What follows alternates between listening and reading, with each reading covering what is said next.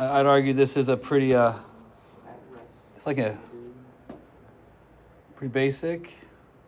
So I'm going to talk out loud how I would solve this.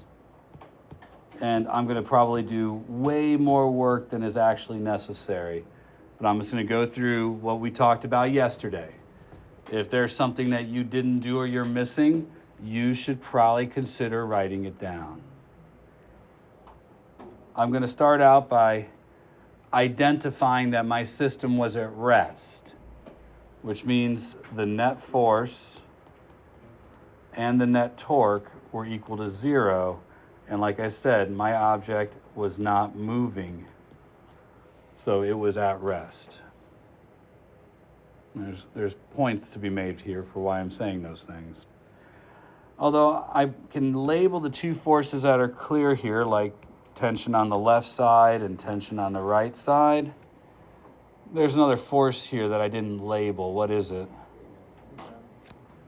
So there's the force of gravity acting at the middle, 0.9 newtons downwards.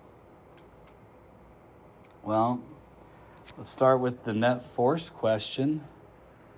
Tension on the left plus tension on the right. I'll make those positive, and then I will subtract the downward force of gravity and set that equal to 0. That is a Newton's first law problem. It's one-dimensional. Any question about that? This doesn't tell me the answer. So I'll move on to talk about net torque. In dealing with net torque, I will identify that there is no motion to this object, which means there's no set point that I can consider to be the pivot point. Because it's not moving, I can choose any pivot point I'd like. So I will choose this as my pivot point. It eliminates an unknown and allows me to generate a relationship that will have only one unknown in it. Now, they're not all going to be that nice. So this one is, because it's largely a one-dimensional object. So from here, I will identify that there are two torques. There's the torque from the weight of the meter stick and the torque from the string on the right, and they have to sum to be equal to 0. I'm establishing a small chart that I can use to organize my information. That chart needs to have information about the length of the torque arm, size of the force, and reference to the angle between the force and the torque arm. Any question about these yet? All righty. My goal is to add these up and set it equal to 0 and solve for any unknowns. Or generate another relationship. I don't know which. Well, I'm going to establish that out of the board is positive. So, my first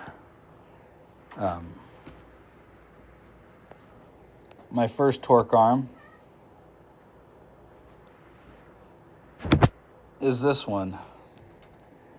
Based on the direction of the torque arm and the direction of the force, this torque is into the board by using the right-hand rule, and thus should be made negative. I just pointed my pointer finger in the direction of the torque arm, turned my finger until my middle finger was aligned with the force, and my thumb was into the board. Now, look, you don't have to make it that hard. Doesn't the weight want to turn it this way? And isn't the upward force wanting to turn it this way? You can do clockwise and counterclockwise if you so choose, and it'll work just fine. In fact, as I indicated yesterday, but you guys didn't write it down, torque arm is a vector and force is a vector. They have direction independently. You could decide that this way is positive, this is negative, and this is negative, and set the torque arms and the forces positive and negative, and they will multiply out to work out in the correct direction. This all has to work together, and it all has to be consistent. So if you do it this way, the torque arm would be positive, the force would be negative. That would give you a negative torque. You see what I'm doing here? All right. I am not going to do it that way because I like the right-hand rule and I'm not bothered to use it. Length of my torque arm, 0.5. Size of my force, 0.9. Sine of 90 degrees. So I laid out all my torques. I added them up, set them equal to 0. I put out a chart to let me know that every torque is R times F times the sine of the angle. I've decided direction, and now I'm just filling in my torques. I'm writing that out because, I said I would give you some steps. Those are the steps. My next torque has a torque arm length. It goes from here to here.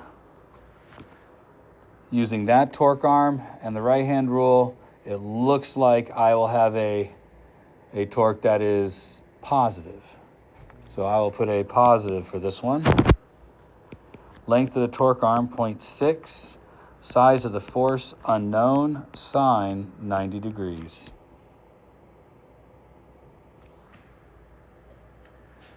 I have to sum my torques, set them equal to 0.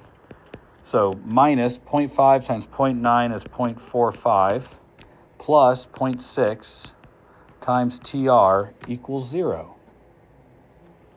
Seems to me that TR is going to be 0.45 divided by 0.6. Any question about that? Well, what is that, 0.75? Since 0.75 and my unknown have to add up to be 0.9, that suggests my other one is 0.15. Ta-da. The problem is still a problem for statics, in that I want the system to be in static equilibrium. I believe we can consider there being 4 potential forces acting on our system just like before. So I will have the weight of the meter stick at its middle. I have a tension on the right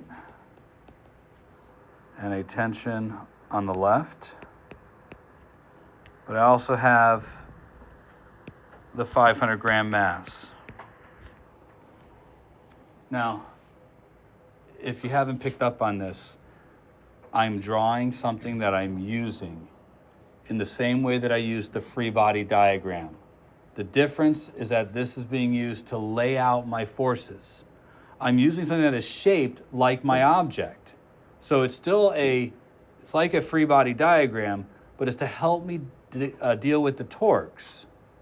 So that's the only difference here, is I'm using something that I would call, and I'm making this word up, we'll call it a torque diagram. Right? It's not a free body diagram. I'm not reducing it to a dot because where the torques are applied matters. You follow what I'm saying? Now, I know where many of these are. This is at 80. This is at 50. This is at 20. I don't know where this one is.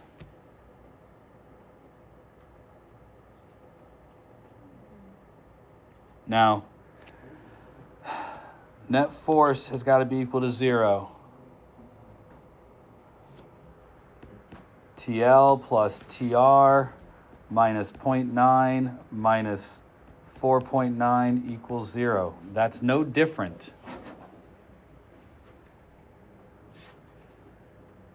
Now, problem solving. I know that when I'm at the threshold, I'm at the point where one of the ropes isn't pulling on the meter stick. Right? It's at the threshold where it's no longer pulling, but if I go any further, it's going to have to start pushing down on the meter stick, or else the meter stick will move because my system will be out of balance. And we're talking about the right tension. It's getting smaller and smaller, right? I took the weight off, but it was getting smaller and smaller, right? When it reaches 0, the only other thing to have happen is it's starting to needing to pull down on the meter stick, and it can't do that. So I'm looking at that being my threshold. That doesn't help me here. It just tells me that the left side will eventually equal 5.8 newtons. Great. It doesn't tell me where the weight has to be. I'm going to lay out a torque relationship that has the torque for the 500 grams, the torque for the meter stick, and the torque for the right force, because I am going to establish that my pivot point is here, and I will eliminate that particular tension and torque. Questions? I will be reminded that I want my system to be in static equilibrium, so these must sum to give me 0. Am I still doing the same set of steps? Decide on a pivot point, lay out my torques, set them equal to 0, set up a chart that reminds me of R and F and the sine of the angle. I'm now going to go through and determine the direction of each torque. So my first torque has a torque arm that is to the left, but my force is down. That's a torque that is out of the board. So my first one is positive. My next torque is from the pivot point to the right. My force is down, so this torque is into the board. That one's negative. My last one to the right. My torque is up, it's out of the board. That one's positive. All right, I'm going to lay out the location and size of each force. I don't know this location, so I will have to list that as R. That's what I'm actually solving for, so I've inserted a variable that I'll be using now to find out this value. And by the way, I'm doing this the absolute longest way. There are shortcuts. However, I don't want you to take the shortcuts because this is a ridiculously easy example. We will see ones where you will not be able to take shortcuts to get to your answer. There's a proportionality that would have worked right from the beginning. And some of you who are those mu alpha theta kids love those shortcuts until they don't work for you anymore, and then you have troubles. So be careful about shortcuts, okay? My force is still 4.9 newtons, and this is the sine of 90 degrees. Next torque is located at a distance 0.3 meters from my pivot point. Is a value of 0.9 newtons, sine of 90 degrees. How convenient. My last one is 0.6 meters away. However, this tension, our threshold for this torque exists when this tension goes to 0. So I'm setting it to 0 because that's where the threshold is. Once I've reached that threshold, I want to find out what R is at this threshold. So I'm going to add up all of my torques. This equals 4.9 times R minus 0.27. That equals 0. So R must be 0.27 divided by 0.49. I'm sorry, by 4.9. So, where is it? What's that? 0.055 meters. Alrighty. Or a problem like this, one where we have a boom arm and we have a cable connected. There's where you connect the cable to the boom. There is where you connect the cable to the wall. And there's the fact that the boom arm is also affixed to the wall at some point. These are all a variety of things that you'd have to consider. And in all likelihood, your boom is actually doing something, probably managing a load of some sort. So having the boom manage a load is also likely to be a part of your problem. Okay? A straightforward boom question. Everybody got the basics? Now, the boom arm itself generally has its own mass. So the boom arm itself is going to provide a torque on the system. The cable that's attached, obviously, is going to be providing a torque on the system, and your load's going to be providing a torque on the system. There's lots of ways to gain mechanical advantage under these circumstances. Things that you can do to try and reduce the stress on the system. There's also things you can do that can ramp up the stress pretty quickly. I want to point out some of the obvious things. In a problem like this, it may appear as though there's only one force that's pulling upwards on the object. That doesn't have to be true. Although the cable pulls upwards on the object, it is possible for the wall to also provide an upward force. It really depends on the interplay between our load wall, or our load here, and where our natural pivot would be. This problem would have a natural pivot if the wall wasn't here to secure the boom arm in place. So we're going to deal with problems in which the boom arm is secured in place by the wall, but the wall is probably providing two forces. The wall is probably providing a force in this direction. Has to be, right? The cable is pulling on the boom arm to the right. The wall would have to prevent the boom arm from being shoved into the wall. Fair enough?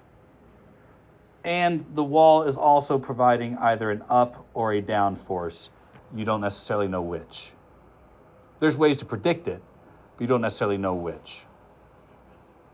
So for the time being, that's an unknown. I'm going to set up a question, and your job will be to see if you can figure out how to set up the answer. Our boom arm is a meter stick that has a has a weight of 0.9 newtons. We're going to hang an operating load of 500 grams from the end of the boom arm. Luke, how many newtons would that be? 4.9. Thank you. Excellent work. I'm going to attach the cable to the boom arm, but I'm going to attach it not any place in particular.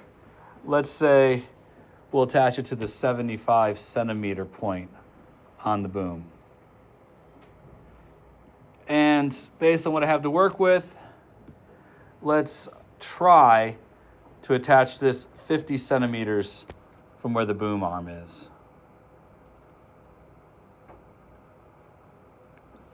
Everybody understand all the parameters I've established?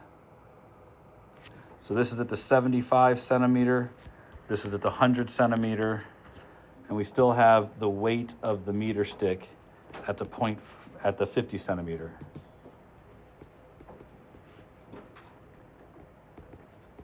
There are two unknown forces acting on the system, but I want the tension in the cable.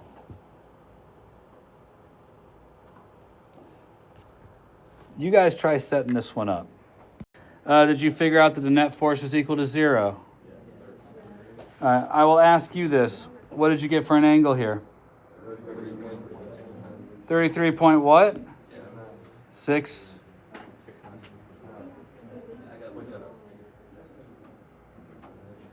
Degrees, I assume. Now, I think we can do this problem without doing net force. There's only one unknown, it's the tension, if we place the pivot point here. So I'm going to place the pivot point there because my only unknown is tension. From there, I see that there are 3 torques acting in the system. You guys agree? So the first torque is a torque from the meter stick. The next torque is a torque from my cable. And the last torque is the torque from the load. These have to sum to be equal to 0. I'm going to make out of the board positive. Good for you guys?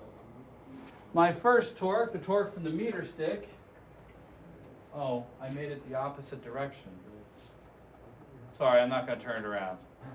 My first torque out of the board, positive.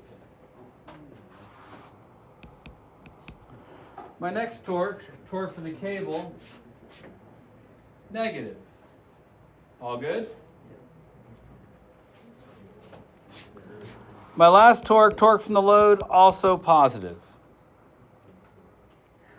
Torque arm for the load, 1 times 4.9.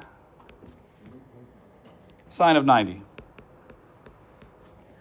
Torque arm for the cable, well, it's located 0.75, and it's a torque of unknown amount at an angle of sine 33.69.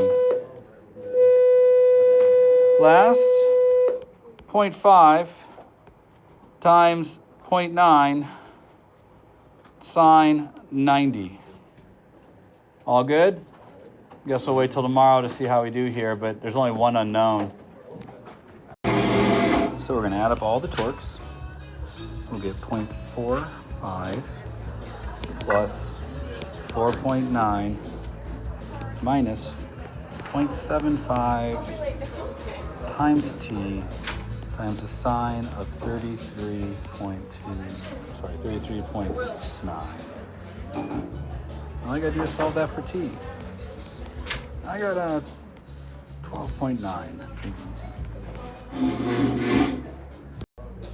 Now, it'd be interesting to figure out what the forces are from the wall. With this, you should be able to figure it out.